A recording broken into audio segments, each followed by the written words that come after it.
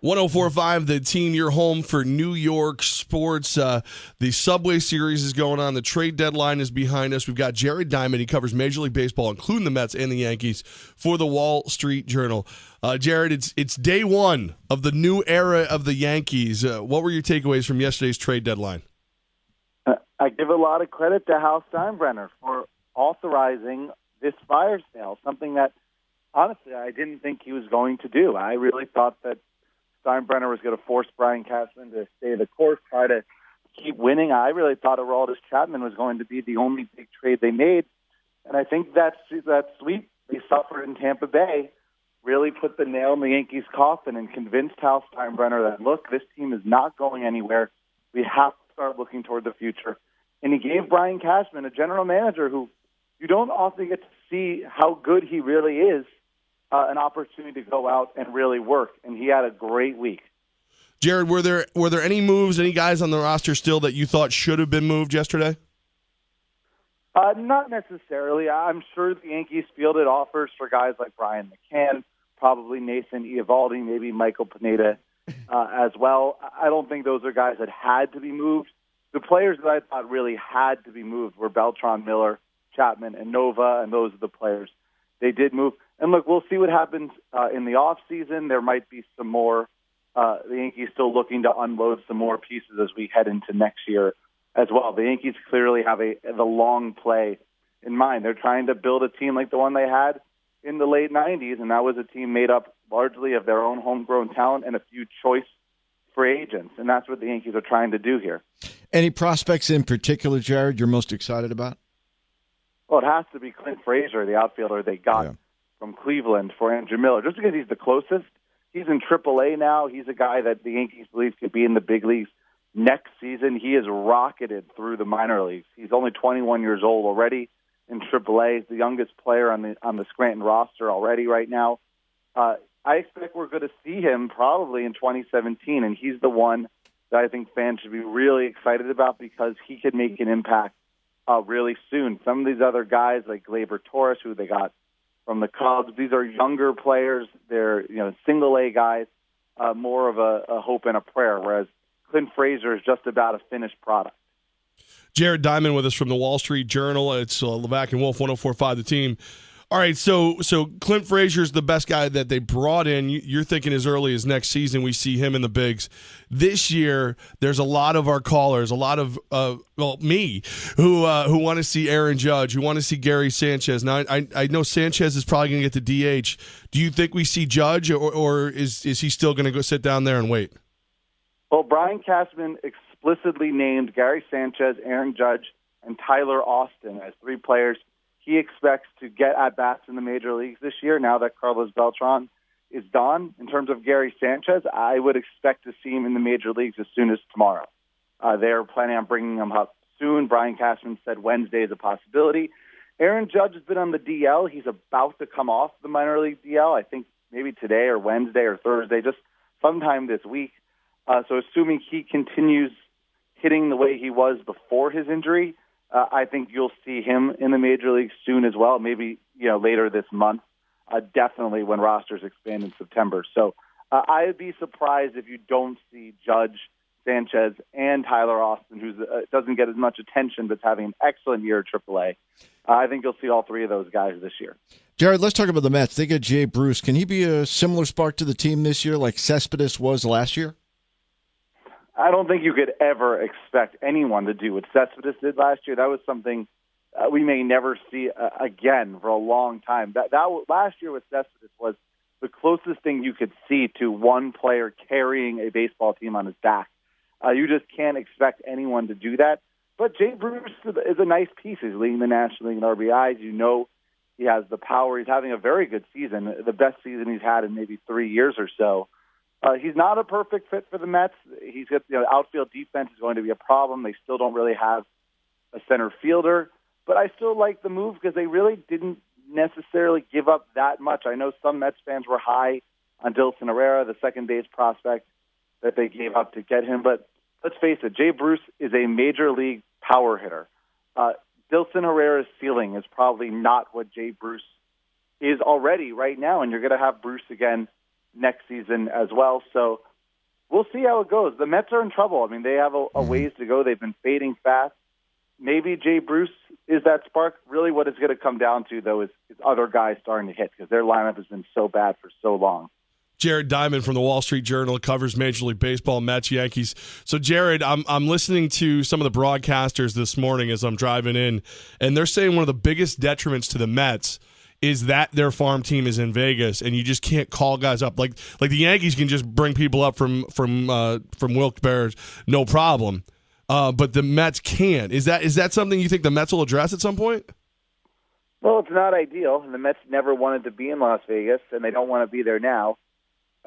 Unfortunately, it was sort of a game of musical chairs, and they were the loser, the last team standing. Had to go somewhere. Vegas was probably the least desirable AAA site of any AAA city.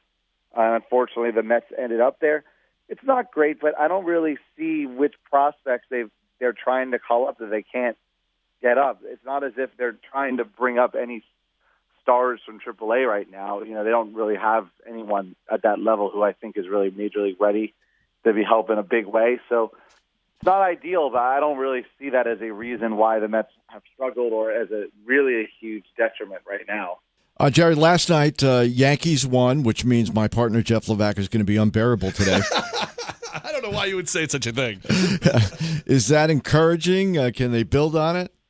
We'll see. Everyone wants to write them off now, and I understand why. They just did trade their three best players.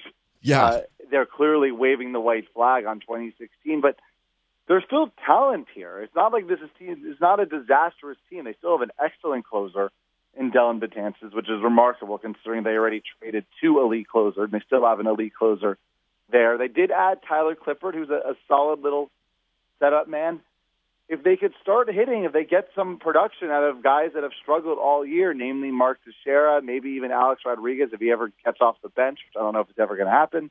If they start to hit, maybe they could still make a run. For as bad as they've played and as all year long, they're still, 5 games out of the wild card? It's a long shot. I wouldn't really put any money down on them making the postseason or really getting back in the race, but I'm not convinced that they're now just going to disappear and end up, losing 90 games. I still think they're going to compete. I still think there is some talent here, and I think they're going to do their best to try to make it interesting.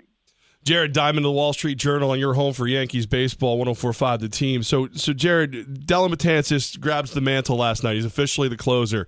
So in the line of success, Mariano, the best of all time, David Robertson looked great, Andrew Miller looked great, Chapman in a short window looks great. Can Betances be the next great closer for the Yankees? I see no reason why he can't. His stuff is remarkable. We've now seen it for, 3 years? He's been an all-star 3 years in a row as a setup man. He's absolutely dominant. Guys just don't make contact off of him. It was to the point last night in the ninth inning when the Mets had the tying run on third with one out, which you would think is a great scenario for the Mets to tie the game. I don't think there was really anybody out there that thought they were going to tie the game. Now, maybe that's partially because the Mets lineup has been so bad, but a lot of that is because of Dellin Betances, because of his ability to strike people out. He's dominant, and the Yankees are not going to miss a beat in the ninth inning with Betances there. Where they will obviously suffer now is in that bridge. The 7th, 8th inning, they had this incredible trio. Now they really just have one guy, so that's going to hurt. But what's really remarkable is ever since Mariano Rivera retired, the Yankees have not seen any drop-off in the ninth inning at all. Not a single closer they've had, and they've had, 4 closers or something since Rivera retired, has pitched any worse than Rivera could have pitched because they've all been nearly perfect. So I just think that's a testament to the Yankees for a seamless transition from Rivera into this new era. Jared, since the Yankees' downfall, there's been a lot of comparisons between George's style and his son's style of running the team. What do you think if George was still running the team, he would be doing differently?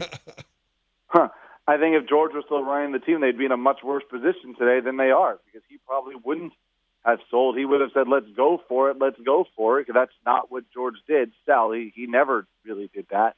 I think that would hurt them in the long run. I think they'd remain on this treadmill that they've been on for years, that hamster in a wheel of maybe we could compete for the wild card, and that's it. And that's not good enough, and it's not good enough for Yankee fans, and it shouldn't be good enough to the Yankees, just saying, well, every year we have a chance to compete for the wild card. The goal is to win championships. It doesn't matter how far you get if you don't win the whole thing. And the Yankees right now are finally taking that philosophy to heart and saying, it doesn't matter if we make the wild card game or don't make the playoffs at all. Either way, this team is not championship ready. We're trying to get ourselves to that point. And I just don't know if George Steinbrenner had that philosophy in him, where Hal is definitely, while still very intense, don't get me wrong, he's a very intense owner. Every single trade that got done this week had to go completely through him. Brian Cashman had to run everything by him that he had to approve. But he's just a little saner, maybe, than his father in some ways. Jared Diamond of the Wall Street Journal right here on 104.5 The Team. Jared, I heard some random rumblings, and I don't know if maybe you've heard anything about this or not. On the Mets, Daniel Murphy, the rumors I'm hearing now is he wasn't let go for baseball reasons. He was let go for something off the field, possibly. Have you heard anything like that would justify that? No, I'd be surprised. The Mets have made it clear for a long time they didn't think he was worth a big contract for baseball reasons. He didn't hit for enough power because his defense was so bad at second base. And everyone wants to kill the Mets now for not signing Murphy, especially after the playoffs he had last year, which were absolutely remarkable. Let's not forget, no team believed in Daniel Murphy.